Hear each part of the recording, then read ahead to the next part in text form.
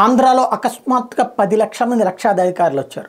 ఇదేంటి, ఏ నల్లధనంతో వచ్చారు, లేకపోతే పక్క రాష్ట్రాల నుంచి ఎత్తుకొచ్చారా, లేకపోతే దొంగ లెక్కలు చూపెడుతున్నారంటే కానే కాదు.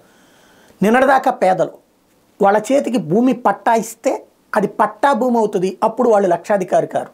కానీ రిజిస్ట్రేషన్ చేస్తే వాళ్ళు లక్షాధికారులు అవుతారు. ఇప్పుడు ప్రభుత్వం చేస్తున్నది అదే, లక్షాధికారుల్ని చేస్తోంది. 10 లక్షల మందికి ఇప్పటికీ రిజిస్ట్రేషన్లు అంటే ఫ్యూచర్ సేల్ డీడ్ కూడా ఇచ్చేశారు. వాళ్ళు అమ్ముకోకూడదు ఇప్పుడే, కానీ తర్వాత అమ్ముకోవడానికి ఎవరి దగ్గర నుంచి కాగితాలు తీసుకోనక్కర్లేదు. దీని ద్వారా ఇప్పుడు రిజిస్ట్రేషన్ కంటిన్యూగా చేసుకొస్తున్నారు. ఈ వారం రోజుల్లో 10 లక్షలకి ఇళ్ల రిజిస్ట్రేషన్ జరిగినాయి. రాష్ట్ర ప్రభుత్వం పేదలకు ఇచ్చిన నెల పట్టాలకు రిజిస్ట్రేషన్ చేసే కార్యక్రమం వేగంగా జరుగుతుంది. రోజుల వ్యవధిలో లక్షల సంఖ్యలో రిజిస్ట్రేషన్లు పూర్తవుతున్నాయి. శుక్రవారం సాయంత్రానికి 10.31 లక్షల రిజిస్ట్రేషన్లు పూర్తయి. అత్యధికంగా కృష్ణా జిల్లాలో 79,953 రిజిస్ట్రేషన్లు జరిగినాయి. కాకినాడ జిల్లాలో 79,892 రిజిస్ట్రేషన్లు పూర్తయి. పల్నాడు, వైఎస్ఆర్, పొట్టి శ్రీరాములు, నెల్లూరు, గుంటూరు జిల్లాలో 50,000కు పైగా రిజిస్ట్రేషన్ జరిగినాయి. మిగిలిన రిజిస్ట్రేషన్లు వారం రోజుల్లో పూర్తి చేసే అవకాశం ఉందని రిజిస్ట్రేషన్ శాఖ ఉన్నతాధికారులు చెప్తున్నారు. రిజిస్ట్రేషన్లు పూర్తయిన లబ్ధిదారులకు కన్వేయన్స్ డీడ్ల పంపిణీ త్వరలో చేపట్టబోతున్నారు.